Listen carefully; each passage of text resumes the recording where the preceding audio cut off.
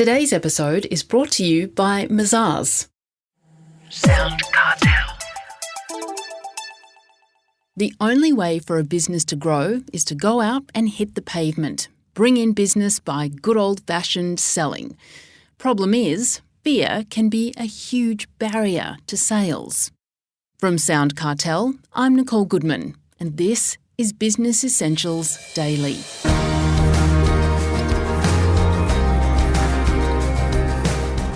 As a business first gets off the ground, it's often up to the business owner to drive sales.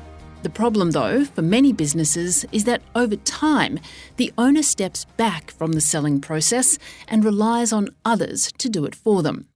And why do they step back? Well, according to sales guru Trent Leyshan, often it comes down to a fear of sales.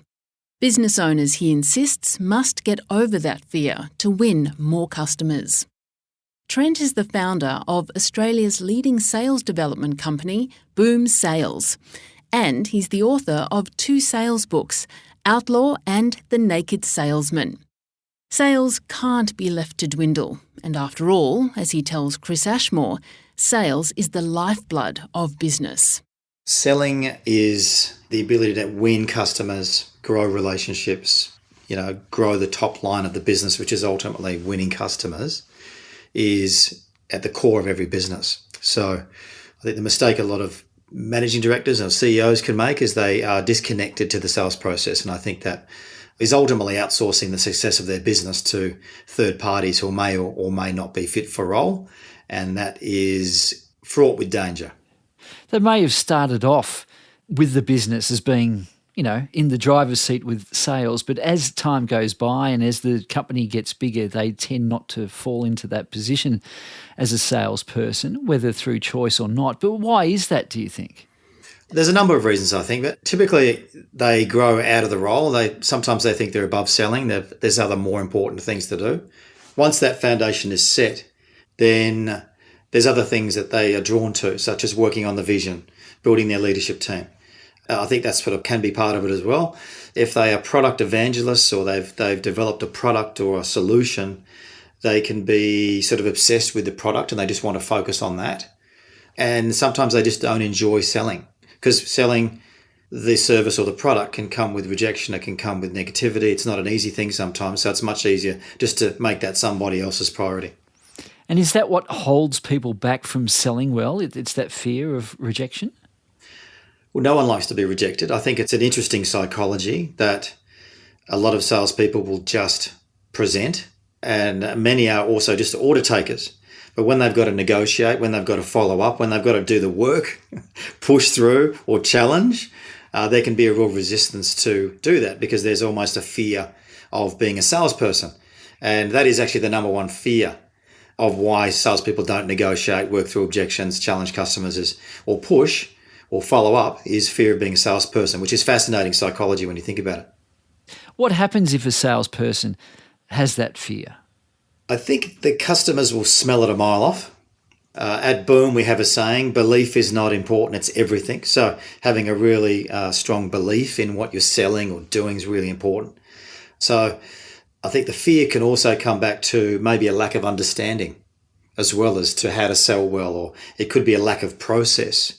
Could be a lack of coaching, support, mentoring, and again, comes back often to they have a lack of belief in what they're doing, and that fear will come through really, really clearly. So the belief in what you sell, what you're doing, is at the core of all great salespeople, visionaries, leaders.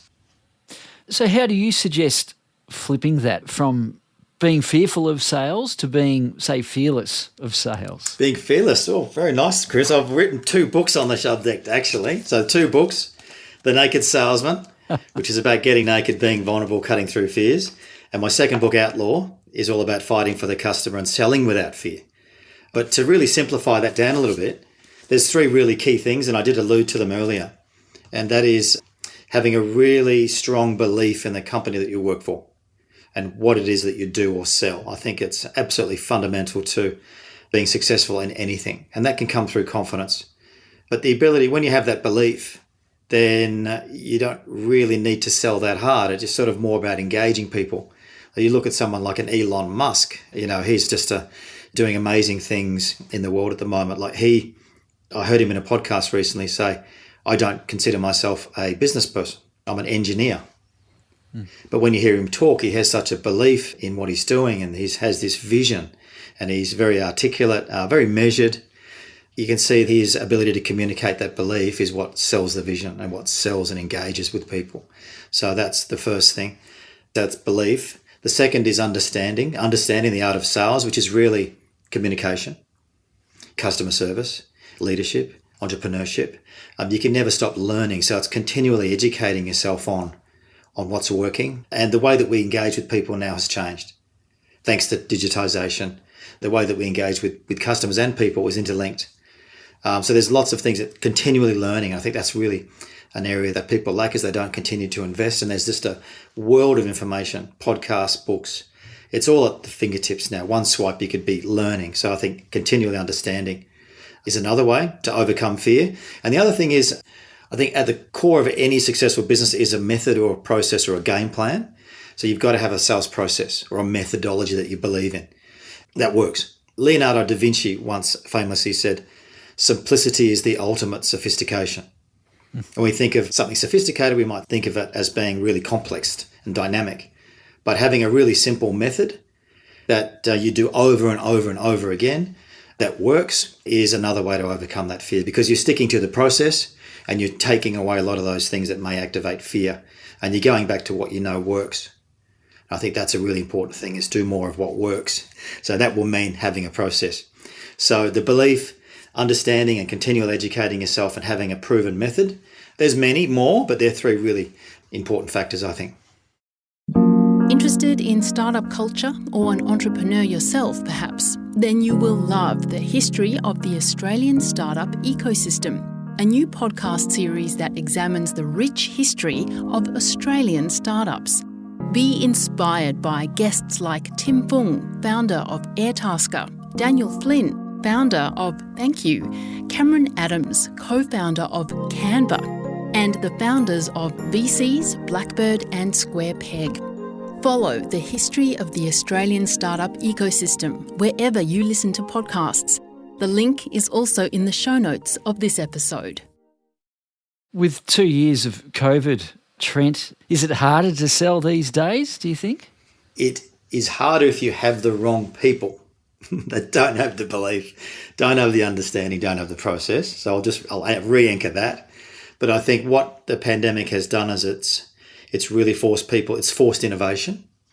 And, it's very easy just to sell in a good market. Anyone can do that. You really just have to talk to people, and there's no selling required when the market's really buoyant. You become sort of order taking. But when things change and it becomes challenging, then you have to go and start to really think about what you're doing. And then you need to have more skill.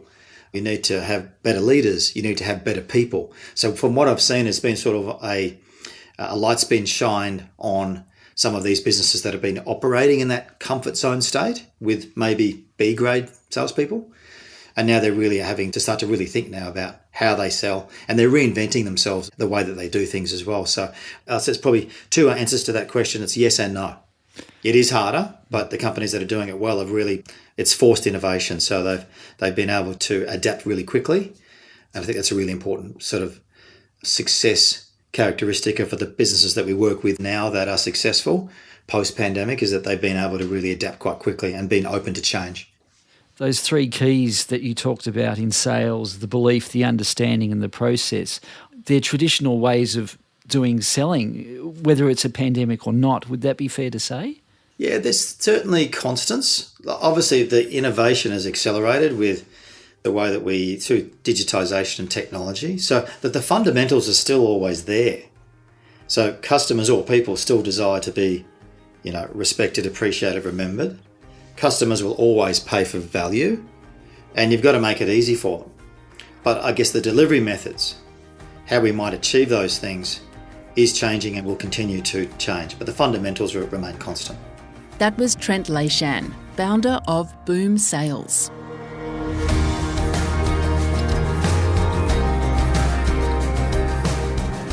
Business Essentials Daily is a SoundCartel podcast. Producers are Nick Schilberger, Chris Ashmore, Jeff Waters and myself. Technical production by Pete Letts and Belinda Trimboli. I'm Nicole Goodman. Thanks for listening. We'll bring you more Be Daily next week. SoundCartel.